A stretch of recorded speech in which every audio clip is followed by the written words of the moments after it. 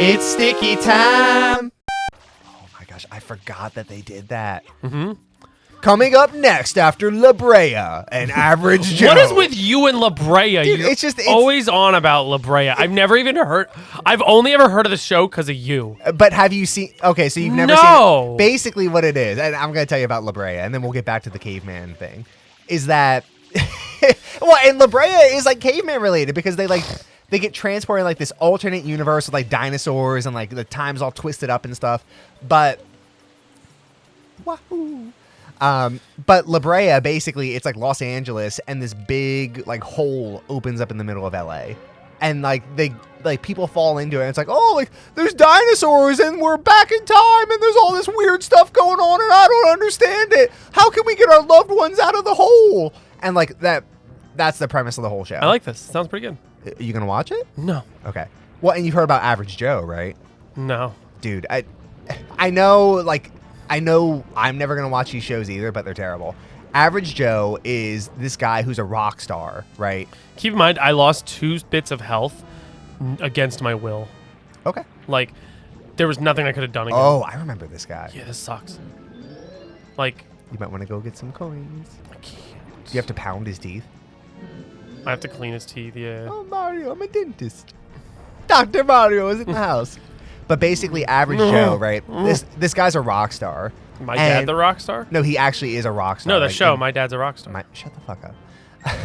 He's a rock star, but like he lives these like alternate timelines where he's like in the one he's a rock star, in the other he's like a doctor or like a nurse or something like that, and then in the other one after that he's just like a drunk or he's like a family man or one of the two, and it's just like this guy basically like, oh, like, what if, you know, I wasn't famous and rich and I was just a normal person like the people watching this show? Like, wouldn't that be wild? What if I was like you? Yeah, like people watching at home. Yeah, dude, I don't know. I don't know who is just like comatose in front of their TV on a Tuesday night watching this stuff, but it sounds miserable. Anyway. Well, the problem is like nowadays all the good ideas for shows go to Netflix and Hulu original and stuff, and so like mainstream television doesn't have, like, they just need something to fill their content, you know, if that makes sense. Like, yeah, and that's what I'm saying, right? It's like I feel like it's people who are like, they're just on too many like painkillers, and they just sit there on Tuesday night like, oh boy, what's coming on after The Voice? Average Joe? Oh, I can't wait. It's like, you know, it was cute like 15 years ago when American Idol was hot, right? Like, it was a different time. But now it's like I just don't understand. I mean, I think there's still people watching those shows because I see them doing well. Like people watch The Bachelor and stuff, right? Like, and I get that, but like people who are watching like the singing competitions and stuff, it's like I don't know. You know what really used to piss me off? I'm not here. Show America's Got Talent, because it would always be like, oh, you get this girl who can sing, and then you get this guy who can juggle flaming bowling pins. Go get some coins. But oh, you're right. Shit. Oh my god, where? Oh, there. And then they'd be like, so it'd be like, oh, there's a guy that can juggle flaming bowling pins, and then a guy that can do magic. But then, like, by the finale, it's just this person who can sing and this person who can sing. It's like 100%. It's like, what the fuck? Like, is this just another excuse for a singing show? But you didn't want to dress it up as that? Well, and 100%. And don't get me wrong, like, I definitely have seen people who like have some incredible talents on that show. Yeah, like, nothing against people on those shows, but it's just kind of like. Have you ever seen that one guy, Tape Face? No. Oh, dude, he's amazing. He's like a magician comedian type of guy. Okay. And he dresses up all crazy, right? Like he looks like a crazy person. Oh my god, I thought I beat it for a second there. Wahoo! Even though I knew I had like another tooth to go. And he has like duct tape over his mouth, and he does his whole show without saying anything, like just with expressions on his face. Ooh. And like the interesting like tricks and stuff that he's doing. It's like, I think he actually won America's Got Talent back in the day. You should win America's Got Talent for being so cute. Oh, if only cuteness was a talent. It is if you're brave enough. Come on. Oh. But I don't like this eel. I don't know, dude. Like, I don't. Here's the thing. I'm not trying to like trash what people like. I mean, I love to do that. Yeah, I was gonna say you love doing that. I love trashing stuff that I hate, but I don't. I just don't understand. Like, I want to understand the type of people who are watching. Well, those I think shows. it's more so too. Like, you want to see more effort put into things instead of everybody trying to make their own spin on American Idol. Yeah. Like, it's cool. Like, like, you know, like they always say like, oh, art is derivative. Like, you know, like what we're doing here isn't any different than what like certain other people are doing on YouTube. But it's like we're doing it our own way and having fun with it. But like with these singing shows, it's just kind of like, it's like you can only really do singing shows so many times. Well, yeah, and I think we talked about this before, but all those different like spins on it they have, right? Like the Masked Singer. Who's gonna get unmasked this week? I don't give a shit. And like, what was the other one? I Can See Your Voice, where it's the Masked Singer for poor people. I like the one. I like the one where they're like is that the one I Can See Your Voice, the hologram ones? Yeah. I just think that's like they look cool. I don't think that like the show is cool. I just think like the things that they produce are cool. That makes sense. It's a cool idea, and that's the thing, right? Like you watch it once, you watch it once, and you're like, oh, interesting hologram, like cool. Yeah.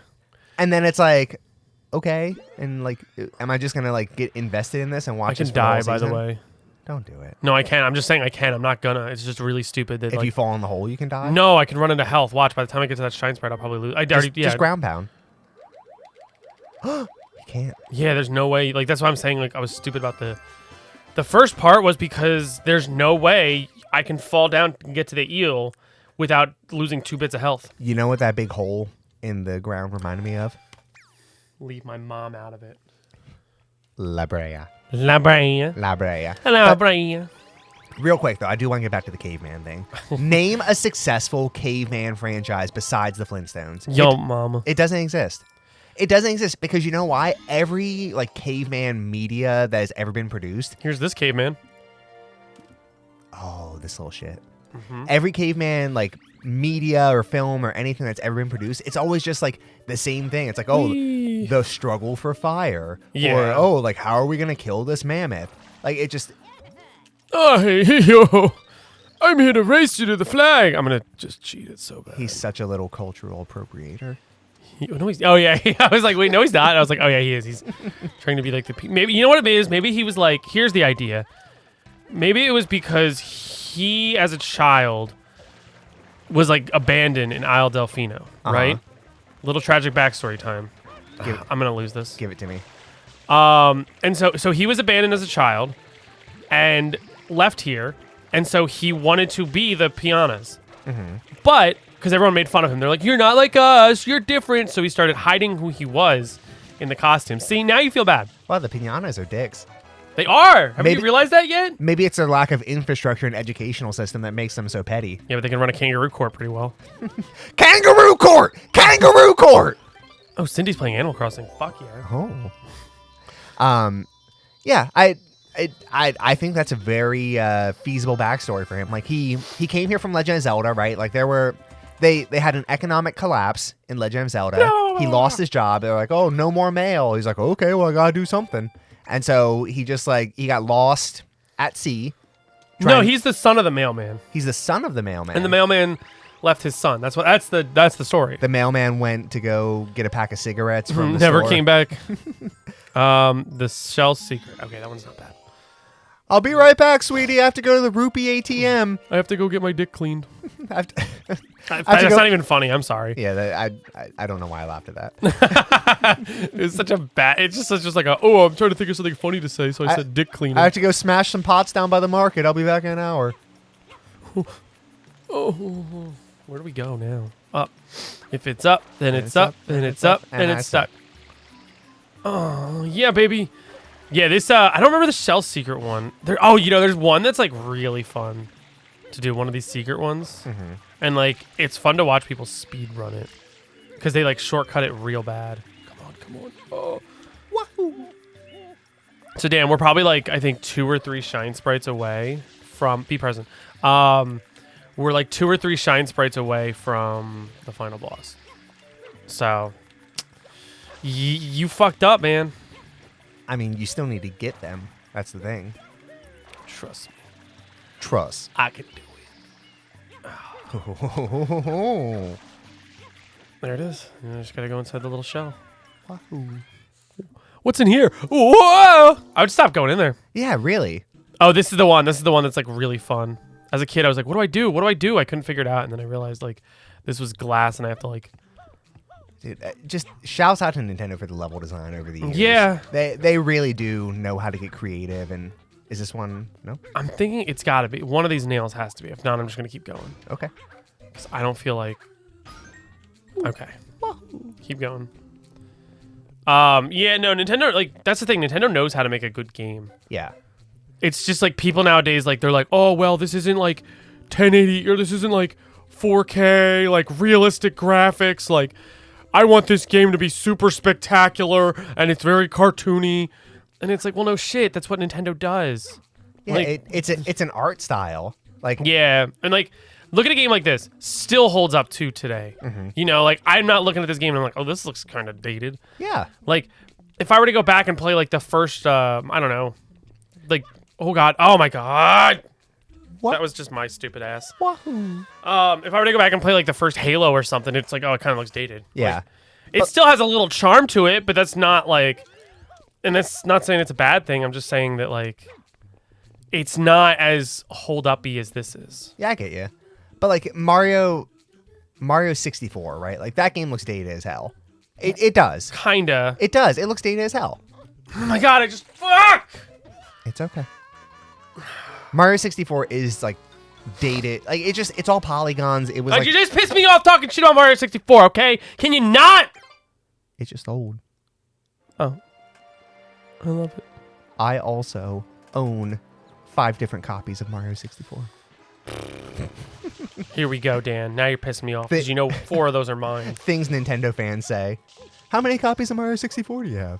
I actually got really lucky at games when I was working at GameStop, and someone traded in a Japanese copy of Mario 64.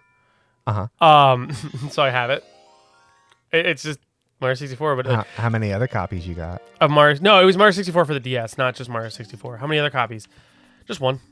Just one? Well, I mean, okay. So Well, you have the N64. You have the version on here for Switch. Yeah. You have the Japanese copy. I'm sure you have the English copy for DS as well. That's 4. yeah. I mean, if you're counting like different versions of the game, then yeah. That's what I'm saying. But like, I thought you were talking just like copies in general, like. No, I mean that would be like psychotic if you're like, oh yeah, I love Mario 64. I have like 10 N64 cartridges. But it's like, I mean, I almost like don't want to consider Mario 64 DS and Mario 64 the same game, just because they are very different. but it's still the same game. I don't consider it the same game. You don't have to, but it is. It's not. You can consider whatever you want, but I'm telling you, it is. It's not it's the same game because you want to consider it the same game. But it is. It's the name of it is Mario 64. I don't understand Mario how 64 DS. S this D. Oh, please do. No, but it's like, see, it's a different game though. Okay, but like, Ocarina of Time. Yeah. What would you say for that? how many copies of that do I own? No, I'm not saying how many copies of you own. I'm saying like there's a GameCube version, there's the N64 version, Yeah. there's the 3DS version. Yeah. They're basically the same game. Okay. There's just small tweaks. Whereas like with Mario 64 DS, there's like all this different shit to do. Ooh. Like, you know, you play as Yoshi and Luigi and Wario, and like I think it's like Say his name right. Wario. Wario. But no, like in in Mario 64, there's only 120 stars. In DS, there's an extra 30. Tim, I agree with you, but No, you don't, because you're disagreeing with me. Don't gaslight me. Okay, you're right. I don't agree with you. I love saying that. I love saying I agree with something and then just saying something completely contrary. But you're like, oh, I agree with you, even though I've just been spending the past like 10 minutes arguing with you. I agree with you, but here's why I disagree. I agree, but I don't. I love doing that. I do that to people all the time. Like you're a gaslighter. I'm 100% a gaslighter. Gaslight fan. No. Oh! You gaslit me there! Maybe we should find out where the mushroom is in this. Oh, Christ. sorry. You just punched me. Fuck you. I was going to grab your mushroom. But yeah, I don't know. Like I do know. Fuck you. Like fuck you. I know what I'm talking about. These games are like it's the same game, and a lot of Nintendo fans, not most Nintendo fans, but a lot of Nintendo fans own like multiple copies of these classic games. I don't know why, but they do. It's different versions, and it's like it changes the way you play it. Like Mario 64 and the N64, it's the classic. But then on here, it's the updated Japanese version. You know, and the Mario 64 DS is like that's why I keep saying it's a totally different game because oh my god. Oh, Nice. You play as like the different characters and there's extra stars. So it's almost like Mario 64 plus. kind of, you know. I get it, but Tim, at the end of the day, it's still the same fucking game. Pretty much, yes. But there's a and it counts. But your question is, why do people own multiple copies? It's not like they're sitting there like, I got 4 copies of Mario 64. I got the DS one, I got the GameCube or the N64 one. I hate this part. Get good, dude. I did. Tim, it's not. I'm not questioning it. It's not a question. It's a statement. I'm saying that Nintendo fans have a lot of copies of these classic games, and you don't know why. That was what you were saying. That was the question of it. What? No, I mean the question part of it is like, yeah, like Nintendo keeps on releasing them and people keep on buying them. Like I get that. But it's just like there's so many different variations of it, and Nintendo fans feel like the urge to own this in multiple formats. Because I think it's like and Nintendo's really good at like releasing them like at a good time, right? It's like, oh, like Mario's 35th anniversary. Like, guess what? Like we have a special Mario version of this game coming out. Yeah. Well, I think the thing is, like I say, like I've been saying, it's like there's different variations of it, and people like the game. That's a testament to how good the game is, because it's so good that like people want to play the different variations. Like if they came out with a Ni no Kuni 2, like DX, would you get that? Well, no, because I didn't. Exactly. I didn't like Ni no Kuni 2 the first time. But if they came out with like a Pikmin 2 DX, you'd probably get that because you like Pikmin 2. But I mean, they came out with Pikmin 3 DX basically for Switch. Yeah. Yeah. But I didn't get it. Well, yeah, but I mean, there wasn't really much different with that one, I think. But that's what I'm saying. Well, but that's the difference, right? Is like Pikmin is not like one of the cornerstone franchises. Hold it, Shadow Mario. We're having a discussion here. Stop and frisk, Shadow Mario. But like Pikmin is it's a good franchise, but like it's definitely not a cornerstone. But like that's how they know how to that's where the business part comes in, right? Yeah. Because like Ocarina of Time and Mario, they know that they can milk that. They can beat that dead horse until it stops spitting out money. I think it's also too because of like those games stood the test of time. Like even to this day, like people can enjoy them, and so they're making another way that people who might not be able to get the N64 or like get a GameCube can play these games. I do agree with that part, right? Like preserving the history of gaming is it's preserving, but it's also like it's giving an opportunity for people that like are now getting in. Like there's people who are like 14 or 15 and they're like, I want to get into gaming, and then like they want to go back and play all these retro games, but they're like, oh, well, I don't want to dump like $60 on a Mario copy of Mario Sunshine and then like $200 on a GameCube, but I have a Switch and they just released it for $60, so I might as well just get it for that. Yeah, no, I agree, but yeah, I agree with that, right? Like that part is important to like get these games out and like make sure that the next generation can experience like where gaming started, right? Because all these young people, they just like they got their Roblox and their Minecraft and their Fortnite, and like they think that games have always been like at that quality, and that like there's people who think like, oh my god, you can't go online, like what the fuck is this? Yeah, it's like, and games didn't always have that level of fidelity. Holy shit. I don't know if he jumped all the way down or not, so I'm trying to be careful. I think he did. Did he go down? Where'd he go? Baby, are you down, down? Baby, are you down, down? I just thought of a really bad joke. I'm going to cut this joke so I can say it. Okay, here's the joke, Dan.